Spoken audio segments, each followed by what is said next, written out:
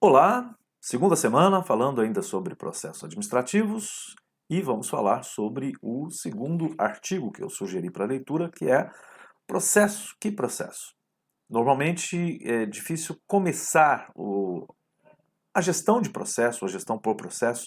O passo inicial é o mais difícil porque a gente não sabe como começar, por onde começar e normalmente existe um caminho que alguém já fez e que pode ajudar a gente a encontrar, né, esse como começar, esse how to, como fazer, né?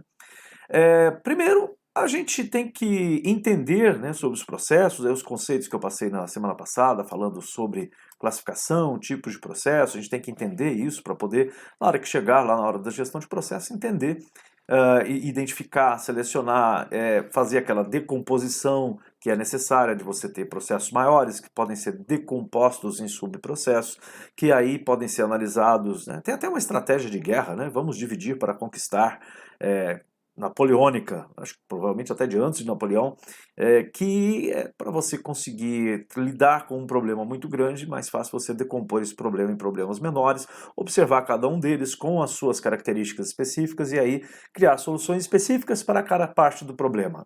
Quando você solucionar todas as partes, você vai possivelmente ter o seu problema todo complexo solucionado. Então, para isso, a gente tem que enxergar, e existem técnicas para isso, para a gente conseguir fazer essa subdivisão, essa decomposição, e até porque você pode distribuir o trabalho entre mais pessoas, uma equipe, trabalhar cada uma com a sua especialidade, em cada uma dos processos diferentes. Então é uma estratégia muito boa a gente começar olhando o todo e conseguir identificar as partes. E aí, como é que eu olho o todo, né? A própria empresa, e aí a gente viu também na aula passada, as empresas, as organizações, são enormes coleções de processos. Então, os processos, eles estão lá, eles acontecem, eles estão acontecendo, rodando os processos, né, no dia a dia. Como é que eu posso fazer para entender, identificar e decompor? Bom, uma boa estratégia é você tentar documentar isso. E por isso mesmo a gente faz o que antigamente chamavam de mapeamento de processo, ainda se usa esse termo, mas hoje se usa mais modelar processos. Você tentar criar um modelo, fazer uma abstração do mundo real na forma de um modelo abstrato. E esse modelo pode ser um modelo descritivo, né? O modelo descritivo é você observar as coisas e redigir um texto explicando como é que aquelas coisas funcionam. Isso é um modelo, né? É uma abstração, porque não é a realidade, mas é uma descrição da realidade que é um modelo descritivo. Existem outras formas de modelos descritivos, como por exemplo, a gente utilizar uma notação gráfica, que a gente usa, por exemplo, para fazer um organograma, um fluxograma, e a gente tem diagramas, né? E a gente tem uma norma, né? Existem várias, mas existe uma que virou padrão, que a gente vai falar na próxima semana, que é o BPMN, que é uma anotação praticamente todo mundo usa, e isso é bom que muita gente use, porque aí você não precisa ficar explicando a notação quando você vai apresentar um modelo de processo para alguém, você não precisa explicar o que isso significa cada um daqueles símbolos, porque todo mundo já conhece. A gente vai falar isso na próxima aula. Mas então, uma das formas da gente compreender os processos e tentar fazer esse trabalho de decomposição é através de uma modelagem de processo, que hoje, na maioria das vezes, a gente usa uma notação gráfica, que é para fazer um esquema, né? Um esquema dos seus processos desenhados, mostrando de onde eles vêm, onde eles nascem, por onde se passa, né? O que eles comem, onde eles se desenvolvem, procriam, brincadeira, mas é todo esse processo até chegar ao final. O final que é, você pensar do ponto de vista de um processo, o que é o final dele? É o output, é a saída, o que ele produz no final.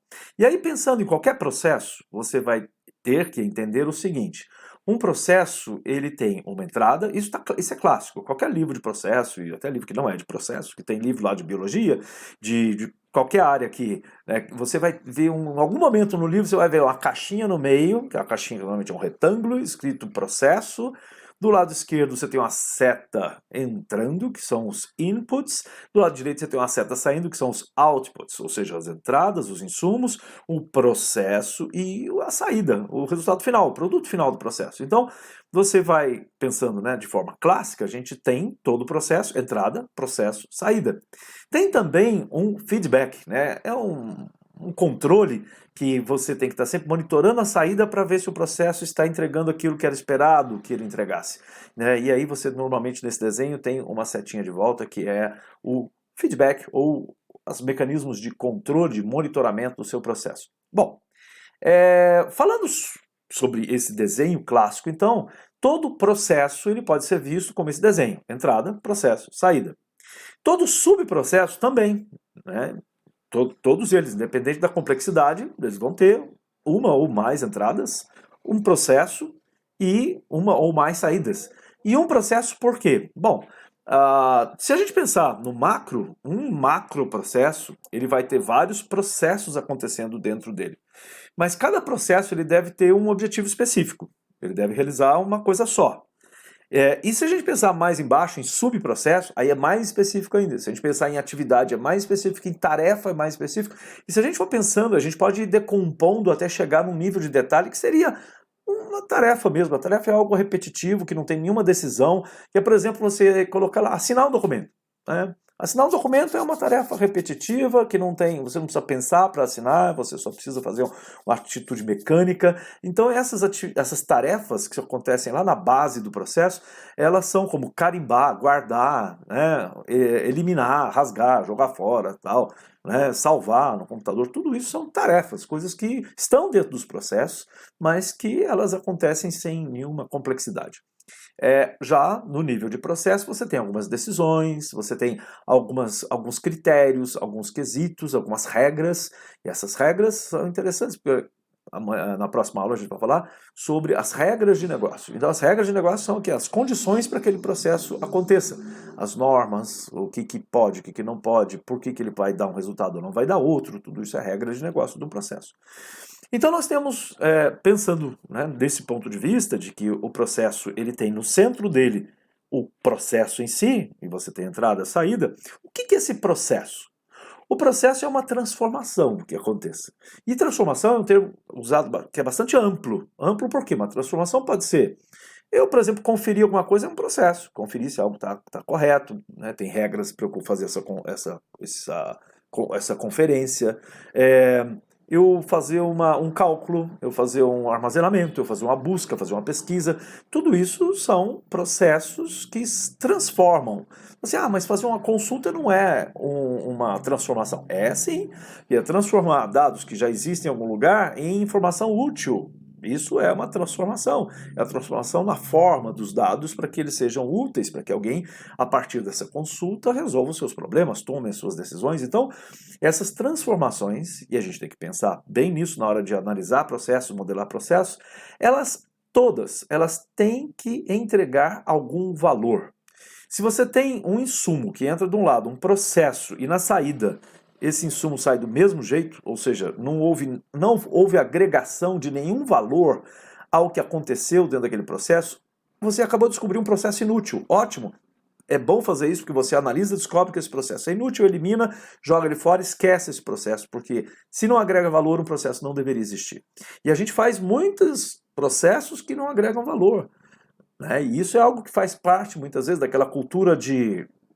tem um nome, tem uma brincadeira para isso, né? Que é a síndrome de Gabriela. Quem é mais novo não vai conhecer, mas Gabriela tinha uma música na novela que era eu nasci assim, eu fui sempre assim, eu sou péssimo cantor, mas era, bom, a ideia era essa, eu cheguei aqui, as coisas eram assim, foi sempre assim e eu não vou mudar. E aí as pessoas não questionam esses processos e continuam executando processos sem valor, que não agreguem valor. Isso é péssimo. Porque não é para isso que os processos existem. Os processos devem existir para criar valor. A soma do valor de cada processo é o resultado dessa soma do valor que é entregue por cada processo. Vai ser aquele valor que vai ser entregue para o cliente final, aquela pessoa que vem buscar o resultado do processo, aquela pessoa que é cliente do meu serviço, é usuário do meu serviço e que em muitos casos, na empresa privada, como fins lucrativos, é o que ela vai comprar, aquilo que ela vai receber, o valor que ela vai perceber em troca do dinheiro que ela pagou. Em outros casos, no serviço público, que tem muitos serviços gratuitos, você vai ter o valor público. É você entregar uma solução para a sociedade, usando bem os recursos que você recebeu, dos impostos, produzir algo, gerar valor com esses processos para entregar valor público para aquele usuário, para aquela pessoa que foi lá buscar aquele serviço. E esse valor ele vai ser a soma do valor que foi agregado em cada um dos processos até aquele resultado chegar na mão daquele usuário, daquele cliente. E isso é o objetivo geral dos serviços da administração pública, dos serviços públicos, é entregar esse valor, e para isso você tem que ter processos que todos eles contribuam para esse valor. Se você tem um processo que não contribui, esse processo não deveria existir, e a gente elimina. Então, um dos benefícios da gente fazer uma gestão de processos é identificar quais são os processos que eu tenho, quais entregam valor, quais entregam mais, quais entregam menos. Aqueles que não entregam nenhum, eu eliminar, porque isso é produtividade, é eu não gastar tempo, nem recurso, nem dinheiro fazendo coisas inúteis, né? E é uma maneira bastante inteligente da gente fazer gestão. É prestar atenção naqueles que entregam mais valor, aqueles que são mais perceptíveis. A gente falou isso na aula passada sobre a visibilidade, o grau de contato, os processos críticos, os processos primários, aqueles que entregam valor direto para o cidadão, para o usuário. A gente prestar atenção para ver o que a gente pode, e aí o que a gente vai falar na última aula, transformar nesses processos para gerar um benefício direto, imediato, melhor, né, para aquele cliente. E verificar quais são aqueles processos de suporte que tem que existir para poder garantir que os processos primários ou finalísticos entreguem o resultado lá no final. E aí, você fala assim, tá, ele falou muito, mas ainda não falou como é que eu identifico os processos. Não, tem várias formas, observando é uma delas. Observar o que acontece dentro da organização. Às vezes isso não está tão claro, ou não fica tão fácil para você entender quando você está iniciando a ter esse pensamento de processo. Uma sugestão é olhar o que acontece, por exemplo, em algumas empresas, algumas organizações, que já passaram por alguma auditoria, passaram por alguma certificação de qualidade, como ISO. Várias instituições hoje passam por ISO 9000, ISO 9002 e 21000, tem uma série, né, de ISOs. Ou se passou por algum... Normalmente, quando você vai passar por alguma certificação, auditoria, alguma coisa, você tem que organizar a casa. E no serviço público, muitas vezes essa casa ela está organizada até por lei, porque você tem que ter tudo bem documentado, o que acontece. Mas o que acontece é que muitas vezes aquilo foi documentado há 5, 10 anos atrás e as coisas nunca foram atualizadas, a documentação nunca foi atualizada, e aí você tem documentos que são diferentes da realidade. Isso não serve, não vai te ajudar. Mas isso pode te ajudar de início, se você pegar uma documentação, como por exemplo, existe na indústria uma sigla, né, um conceito chamado POP, que é o Procedimento Operacional Padrão. Isso foi trazido para a área de serviço também. Em muitas organizações você encontra um POP. O POP é como fazer, é a receitinha de bolo, né? Alguém chegou aqui e pediu tal coisa, você faz primeiro, faz isso, depois faz aquilo, depois faz aquilo, depois faz aquilo. Então algumas instituições têm isso, outras não têm. Isso é passado verbalmente, oralmente, de uma pessoa para outra. Quando alguém chega, né, algum servidor novo chega para fazer o serviço, o mais antigo fala assim, aqui quando chegar esse problema você resolve assim, assim, assim. Em outros casos você tem isso descrito, em outros casos existe uma lei com portaria que descreve como as coisas têm que ser feitas. Então, lógico, as leis elas são fontes de informação, né? Aquelas leis que determinam já o que você tem que fazer. Hoje, no serviço público, em geral, existe até uma obrigatoriedade que você tenha a sua carta de serviços. A carta de serviços é como se fosse um menu de tudo aquilo que a sua organização presta de serviço. Você tem um menu de opções para as pessoas, né? Isso tem que estar disponível no site da própria instituição pública. Isso, se você tem, bom, você já tem como identificar vários macroprocessos que estão ali na sua carta de serviços. Você tem essa questão, se você já documentou por algum motivo, já fez algum POP, fez alguma certificação ISO, então você já tem documentado os seus serviços, os processos, dizendo o que acontece, as regras de negócio, está tudo isso na documentação lá. Então isso aí já é um ótimo começo para você pensar e encontrar e descobrir aonde estão e como são os seus macroprocessos, depois você decompor isso em processos, em subprocessos e o que for mais necessário.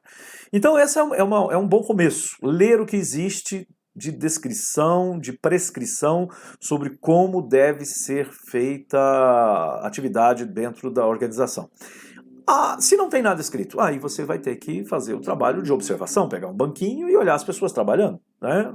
banquinho figurativo, lógico. Você vai ter que chegar, né, no setor onde você quer modelar o processo e observar, né, quando alguém chega aqui e faz uma solicitação, o que que acontece? Quem é responsável pelo quê? Que documento é preenchido? Quais os dados são preenchidos nesse documento? Para onde vai esse documento? Ele é salvo em algum lugar? Ele é enviado para alguém? Ele é conferido por alguém? Ele passa por autorizações, né, por algum motivo que tem que passar por outras pessoas? Então isso para modelar um processo, você tem que descobrir tudo isso, o caminho, desde o momento em que o processo começa. E aí, como é que o processo começa? Quando a gente pensa em processo finalístico é mais fácil, porque, por exemplo, o que é o processo finalístico, só para lembrar, é aquele que entrega valor direto ao cliente final, aquele cliente externo.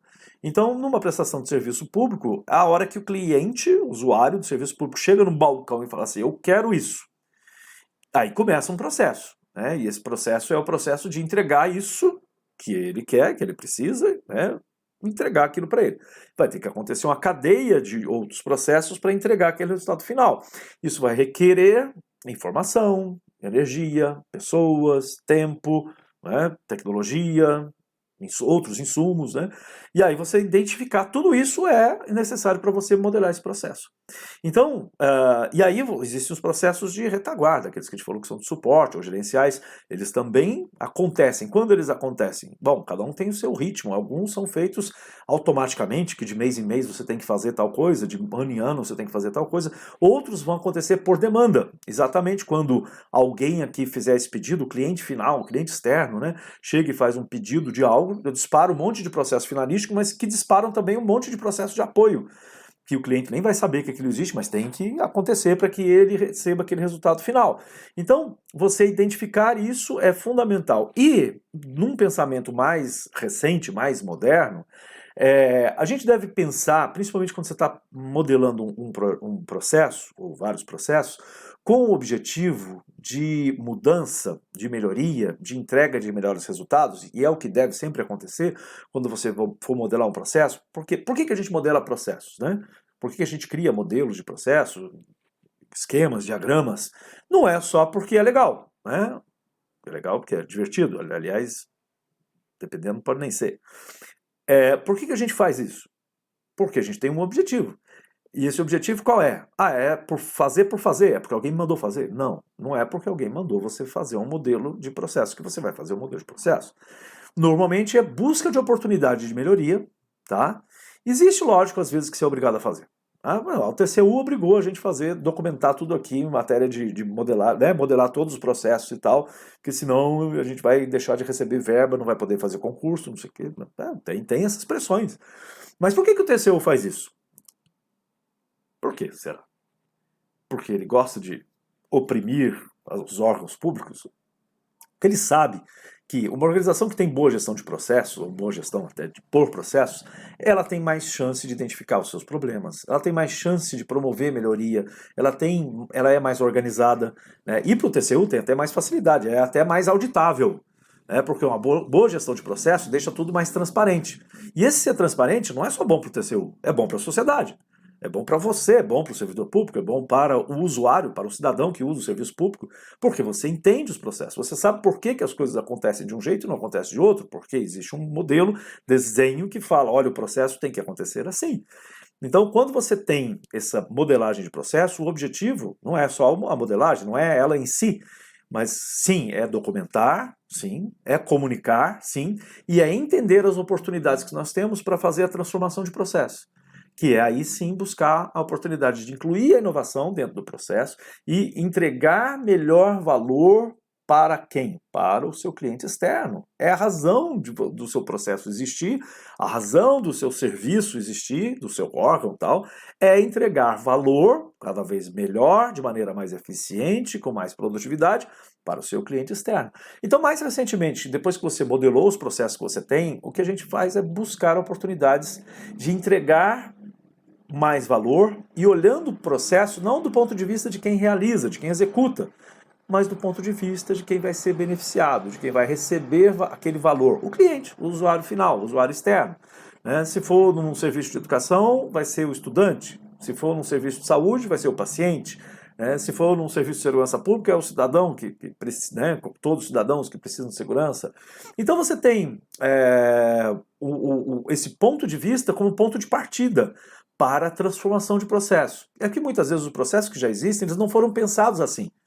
Principalmente os processos mais antigos, né? Quando as pessoas, muitas vezes, quem planejou aqueles processos estava se lixando para quem vai consumir o serviço.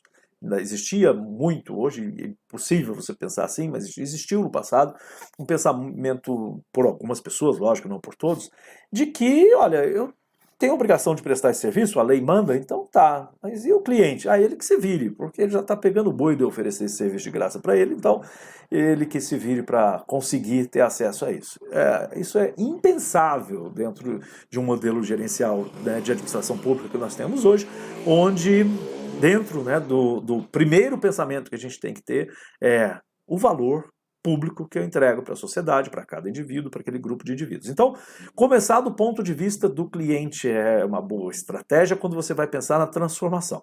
Não necessariamente no início, quando você vai modelar os processos que já existem, é você identificar, e a gente tem um nome para isso dentro da área de gestão de processos, que é olhar os processos as is, como estão. Sem pensar em desenhar o que você quer que seja no futuro. É que normalmente a gente tem essa tentação de já começar a desenhar a coisa perfeita, né? Eu quero desenhar a coisa já resolvida, construída. Não, primeiro a gente tem que desconstruir para depois construir. Então, olhar isso, lógico, como está, para depois você fazer o to be, o que eu quero que seja no futuro, aquilo que eu vou construir de transformação lá. E aí uma fonte, né, como eu disse, toda a documentação que você tiver dentro da organização vai ser útil para você identificar esses processos, as coisas como estão, como é que elas funcionam, qualquer portarias e estatutos, né, e o próprio organograma, mas o organograma até aí tem um detalhe que a gente vai falar daqui a pouco.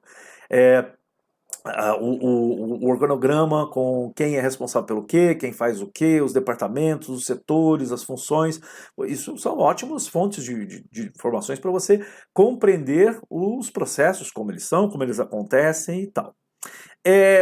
Um passo mais além de você fazer essa modelagem de processo e buscar a transformação de processo, é uma organização que está realmente, ela está comprometida em ser uma organização gerida por processo. Então esse por no lugar de processo, ele é muito forte, porque é uma mudança de paradigma, mudança tem um nome, tá meio batido, né? Mudança de mindset. O jeito de pensar sobre a organização muda quando você muda de uma gestão de processo para uma gestão por processo. Tem assim, até uma brincadeira, que é a história da galinha e do porco, e qual é a relação deles com o seu café da manhã, principalmente o café da manhã americano, que tem ovos com bacon, a gente aqui não tem muito hábito de comer isso. É que a galinha, ela está envolvida no processo do café da manhã com ovos com bacon, porque depende dela botar o ovo para ter ovos. Já o porco, ele está comprometido com os ovos com bacon, porque para ter o café da manhã, ele amanhã não vai existir mais. Não tem jeito de tirar o bacon com o porco vivo. E aí, muitas vezes, é uma comparação que a gente fala, que uma gestão de processos é você encontrar uma organização que ela está envolvida com o processo, com a gestão de processos. Já quando você fala de uma gestão por processos, você está falando de uma organização comprometida. Por quê? Porque os processos vão definir o sucesso ou o fracasso da organização. Ela deixa de ser medida e avaliada por causa dos seus funcionários, até a própria avaliação interna. Você não está preocupado mais com a função da pessoa. O gerente tal produziu tanto, né? O técnico tal realizou tantas atividades. Não. Eu quero saber quantos processos foram realizados com sucesso, qual foi o nível de satisfação das pessoas que receberam valor daquele processo. E aí são processos que são transversais. Eles são de ponta a ponta. Eles começam no lugar dentro da organização, passam dentro do organograma da organização por várias instâncias e vários locais diferentes, vários níveis de responsabilidade, passam por vários departamentos até chegar no final, que é o cliente externo, que vai receber o resultado daquele processo. Então isso é de ponta a ponta, você faz a gestão do processo independentemente, e a importância ela cai no processo e não nas funções, nas pessoas, nos departamentos. Ah, o departamento tal tá legal, o departamento outro não anda lá muito bem. Não, se o processo não está entregando resultado, tá tudo ruim. Independente se um departamento está indo bem e o outro está ruim. Por quê? Quem é o dono do processo tem que identificar onde dá o problema, onde há o gargalo, resolver aquele problema, independente de qual departamento ele está acontecendo. Então isso é uma gestão por processos. Essa é uma ideia muito mais avançada, mais inovadora e também mais arriscada. Arriscada porque é difícil você fazer essa mudança de mindset. Todo mundo sabe disso. Todo mundo sabe que é difícil mudar o jeito de pensar, convencer as pessoas a engajar numa mudança profunda como essa, porque ela é profunda, ela vai demorar tempo, ela vai mudar a relação de poder entre as pessoas, ela vai mudar a estrutura, o jeito de trabalhar, e aí você tem aquela incerteza, mas e aí, isso vai ser bom no futuro ou vai ser ruim? Para mim, pessoalmente, vai ser melhor ou vai ser pior? As pessoas ficam nessa incerteza e é muito difícil fazer mudanças profundas exatamente por causa disso. Tem até uma historinha do quem mexeu no meu queijo. Bom, a gente está confortável no local e aí você vai, né, tem queijo aqui à vontade, os ratinhos estão todos se divertindo lá comendo queijo, mas aquilo pode não durar o tempo todo e aí você tem que fazer as mudanças necessárias, mas as mudanças elas cansam, elas dão trabalho, e aí procura lá, quem mexeu no meu queijo, é um livrinho de 20 páginas, parece até história infantil, mas não é. Bom, tem vídeo no YouTube também. O que acontece então é que as organizações mais ousadas, elas estão fazendo uma transformação para uma gestão por processos. E essa ousadia, por que você fala assim, mais ousadas? Porque não é fácil. Então você tem que ter um comprometimento mesmo, né, de fazer essa mudança, essa transição. Mas por que elas querem fazer isso? Porque já se percebeu e comprovou que os resultados são melhores. Os resultados para essas organizações são melhores e maiores do que os resultados para aquelas organizações que são que têm um propósito firme de manter o foco no organograma da empresa, na hierarquia, né, em quem é chefe de quem, quais são os departamentos. Um departamento tem um bunker que tem outro bunker lá e os dois brigam entre eles. Se isso estiver acontecendo dentro de uma organização de pessoas de setores diferentes que não se conversam, ou que um tem ciúme do outro, porque lá o pessoal é mais bem tratado, isso não vai funcionar nunca.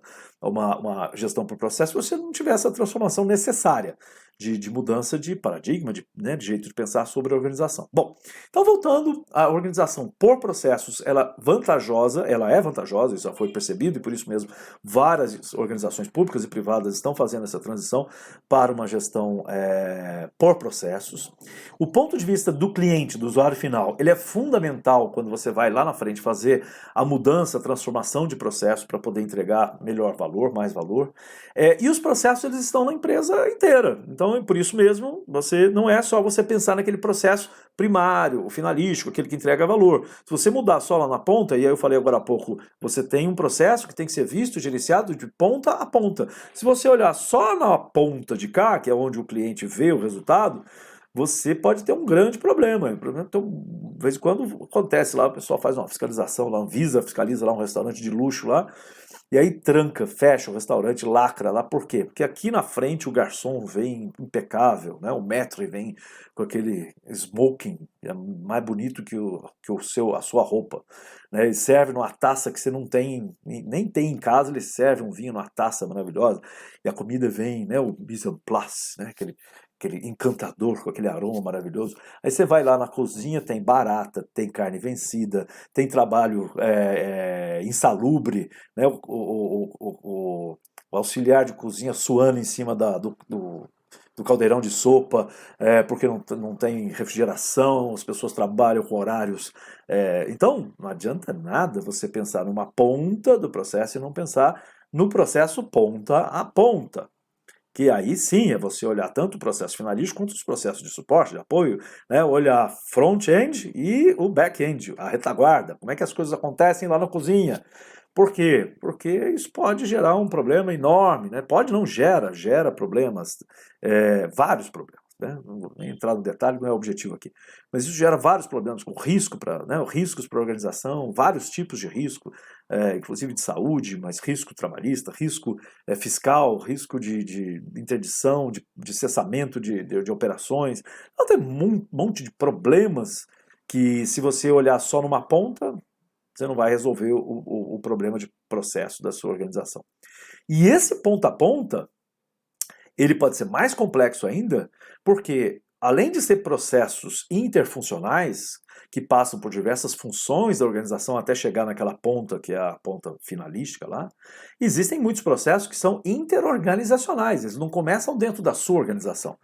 Ou às vezes começa dentro da sua organização, ele passa, sai para ir para outra organização parceira que precisa participar do processo e autorizar ou realizar uma parte terceira, né? E esse terceiro vai depois devolver para você entregar. Então, a gestão por processos, ela envolve a gestão da cadeia do processo de ponta a ponta, mesmo que esse processo aconteça parte dele fora da sua organização. Então, não é só um comprometimento da sua organização com a gestão por processo. A gestão por processo, ela parte do princípio que só vai dar certo se as organizações envolvidas com cada processo, elas tiverem esse mesmo comprometimento. Porque você vai ter que atuar como dono do processo, você vai ter que atuar junto com o dono de processos de outras organizações para que de ponta a ponta o seu processo ele tenha várias etapas, todas elas agregando um pouquinho de valor para você entregar o valor final para o seu usuário externo, para o seu cliente. Então os processos eles existem, eles passam por toda a empresa e passam para fora da empresa, para fora, para outras organizações, fazem trocas, né, de entradas e saídas que vão saindo e entrando de uma organização para outra. Então essa gestão por processos ela vai ser quanto maior número de agentes envolvidos, mais complexa, mas isso não quer dizer que então desiste. Não, muito pelo contrário.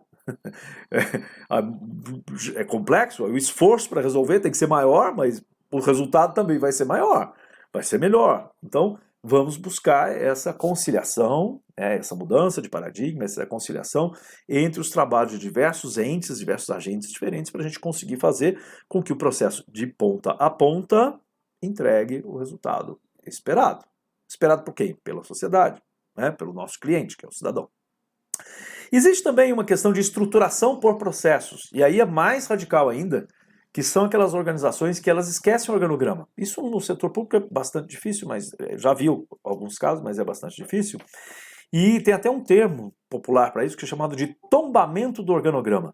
O organograma, você sabe que o principal dele é a estrutura vertical, né, do organograma, que mostra lá os níveis hierárquicos, né, o mais alto, presidência, diretorias, gerências, técnicos e tal, né? Então, a importância do organograma está na sua leitura vertical aí.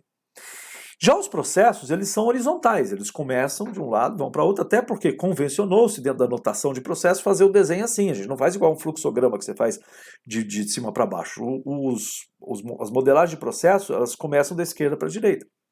Então o processo ele tem uma característica muito mais horizontal. E aí você tem uma estruturação da sua organização para que ela seja gerida por processos, e você tem uma estrutura por processos, é você ignorar o organograma. Né? Simplesmente, tudo bem, você foi contratado, tomou posse num cargo que está subordinado a não sei quem, mas isso não importa. O que importa é o processo que você vai trabalhar, ou os processos nos quais você vai trabalhar. E aí, por isso, o tombamento do organograma, do vertical para horizontal. Então, eu saio da relevância da estrutura vertical da organização para uma estrutura onde eu vou observar todo o resultado, vou avaliar, os termos mais que a gente falou até momentos passados, os indicadores que eu vou utilizar, os KPIs que eu vou utilizar para avaliar a qualidade do serviço da organização, eles deixam de ser pessoais, ou deixam de ser funcionais e passam a ser processuais. Então os indicadores são em cima dos processos. Eu vou medir toda a qualidade da organização a partir dos processos que ela realiza, porque é isso que é importante. Isso é uma estruturação por processo. E, lógico, nem todas as organizações que se propuseram fazer isso conseguiram ir rapidamente até o final.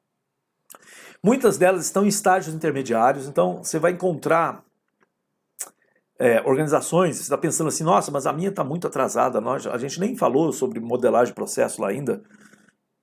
Os estágios são muito diferentes, mas aquelas que começaram têm mais chance de chegar mais rápido lá na frente, né? Aquelas que nem começaram, que nem pensaram sobre isso, vai demorar mais, vai custar mais para elas conseguirem chegar lá. Então, fazer essa modelagem com o objetivo de ter uma boa gestão de processo, ou por processo, ou uma estruturação por processo, ela tem que começar. E esse começar é um estágio 0. Desculpa, é o estágio 1. O 0 é quem nunca pensou e não quer fazer isso. E aí você tem, né, tem até no texto, né, uma tabelinha para você classificar a sua organização. Em que ponto nós estamos? Né? Como é que nós estamos em relação ao processo? Aí tem lá alguns critérios, né, no texto lá do artigo para você conferir, ver onde é que vocês estão. E, lógico, para que isso funcione, para que essa transformação aconteça, tem que ter o comprometimento de todo mundo, mas principalmente da alta administração. Você tem que ter o patrocínio, né, o patrocínio executivo. Alguém tem que bancar isso. Falar, olha, queremos que seja assim, né? E aí você começa essa transformação de processo, transformação, né, para uma gestão de processo, gestão por processo. Então, isso você vai ter que mudar um monte de lógicas que funcionavam antes, né, de princípios que funcionavam antes. Porque, veja bem, lembra que eu falei sobre a questão de ter um dono do processo, dono ou dona do processo. O que acontece é que se você tem um processo que tem uma pessoa que é dona e ela é um profissional técnico, que é dona daquele processo, mas tem que ter alguém que autoriza ou que faz lá, ou tem um aval para poder liberar alguma coisa que é superior hierarquicamente a essa pessoa que é dona do processo. Como é que esse dono do processo vai garantir que o processo funcione se uma pessoa superior hierarquicamente, que precisa autorizar, dar um aval, assinar, essa pessoa não cumpre o prazo que ela tinha que cumprir? Essa pessoa que é dona do processo, ela tem que ter autonomia de chegar para alguém hierarquicamente superior a ela dentro da organização e falar, ô, meu filho, agilidade, vamos lá, o troço está esperando só a sua assinatura. Você pensa assim, isso não vai acontecer nunca na minha organização. Se não vai acontecer nunca, então você nunca vai ter gestão de processo por processo, ou de processo, então não esqueça. Mas se você estiver comprometido em fazer essa mudança, você vai ter que mudar esse jeito de pensar, porque aí o responsável, hierarquicamente, o chefe, né, dentro do organograma, ele passa a ser subordinado dentro do processo. Porque, apesar dele ter uma posição hierárquica superior, e ganhar mais do que quem está lá como técnico, na verdade, ele é um recurso necessário para que o processo funcione. E se esse recurso falhar, o processo vai falhar. E o dono do processo é responsável pelo resultado do processo. Então, o dono do processo tem que ter autonomia de cobrar o resultado daquela pessoa que é hierarquicamente superior a ela. E isso não é fácil, a gente sabe. Imagina, você pensa isso dentro da sua organização, não sei se tem alguém militar aqui, mas imagina isso dentro do exército. Você chegar, né, um cabo chegar para um coronel e falar assim, ó, coronel, agilidade aí, vamos assinar o troço, tem prazo. Parece muito estranho, mas isso está acontecendo dentro do Exército. Existe hoje um projeto, né, de gestão por processos, inclusive com esse tombamento do organograma, dentro da área administrativa. Lógico que não é dentro da área militar. Um cabo não vai questionar uma ordem do coronel no campo de batalha. Mas dentro dos escritórios do Exército, né, na gestão de processo, isso está acontecendo. É uma mudança de paradigma. Se o Exército conseguir, olha... E outros exércitos fora do Brasil já conseguiram. Tá? A gente aqui é porque está ainda no processo de fazer essa mudança. Tanto que eu já dei vários cursos pela ENAP, né, pela Escola Nacional de Administração Pública, turmas fechadas para o Exército, sob gestão por processo. Eles querem fazer essa transformação, estão investindo em treinamento, conhecimento, para que as pessoas entendam isso e consigam fazer essa mudança dentro de uma estrutura altamente hierarquizada, que é qualquer estrutura militar. Se eles estão, vejam bem, se eles estão dispostos a fazer isso, por que você não? Por que a sua instituição, a sua organização não está? Por que você acha que seria impossível dentro da sua organização se tem gente que, né, vive numa estrutura muito mais hierarquizada e tem a coragem, né, de dar esse passo, de fazer essa mudança de pensamento, de lógica, né, de mindset? Bom, então é importante, a gente precisa mudar esses princípios nas cabeças das pessoas para fazer essa gestão por processos. Você precisa de muito, como eu disse, o Exército, muitas vezes, não iria conseguir fazer isso sozinho, então você vai precisar de ajuda externa. Né? E aí eu fiz aqui, né, até vocês estão fazendo esse curso aqui, mas o curso, como eu disse desde o início, ele não é um curso de modelagem de processo, não é um curso de melhoria de processos. Então a gente não vai entrar em software de desenho de processo aqui. Mas a ENAP, Escola Nacional de Administração Pública, tem uma série de cursos gratuitos que você pode fazer. Alguns deles estão disponíveis online para você se inscrever e fazer qualquer hora, e outros não estão, mas você pode solicitar esse curso. Né? A sua instituição pode solicitar esse curso. E não precisa ser instituição federal. A ENAP tem o ENAP em Rede, que junta no mesmo curso alunos que são servidores públicos federais, estaduais e municipais. Mas normalmente tem que ter alguma instituição federal dentro, então você pode fazer uma parceria, né, com você que trabalha numa instituição municipal, procurar uma parceria com o Instituto Federal, com uma instituição federal qualquer, da Justiça, né, do Judiciário, do Legislativo, do Executivo, e solicitar um curso em conjunto, né, onde você coloca alguns integrantes que são de um órgão municipal, outros estaduais, outros federais. Isso é muito interessante, né, porque aí você coloca todo mundo na mesma sala, todo mundo começa a descobrir que os problemas são os mesmos, só mudam o endereço. Porque os problemas são realmente muito semelhantes, tanto no nível federal, estadual como municipal. A gente tem as mesmas restrições, dificuldades, né, de atuação. E quando a gente trabalha junto, um consegue abrir um pouco os olhos do outro. Falar, lá na nossa instituição a gente fez isso, deu certo. Então vou tentar lá também. E aí, essa troca, né, esse trabalho em rede é um trabalho muito positivo, traz muito resultado. E é algo que as pessoas não estavam acostumadas a fazer, mas de 10, 20 anos para cá, isso começou a ser possível, viável e desejável. Antes não é que não era possível, viável, é porque com a tecnologia ficou muito mais fácil essa integração, trabalho de projetos feitos à distância. Eu posso, né, realizar um projeto junto com alguém de Brasília, morando, né, fora de Brasília. Eu posso montar tem um projeto chamado Transforma Gov, que entra, aí é no nível estadual, né, vocês procurem lá no Google, Transforma Gov. Vários estados implementaram, que é a rede, é trabalhar com transformação em serviços públicos no nível estadual, mas não só instituições estaduais, mas no nível do estado. Você propõe um projeto chamado Transforma Gov, que envolve todo mundo e que trabalha com processos, né, com transformação de processos para entrega de melhor valor para a sociedade. Então procurem, vocês podem, se não tiver aí um que você possa se inscrever para participar, você pode criar aí um núcleo do Transforma Gov e fazer essa transformação.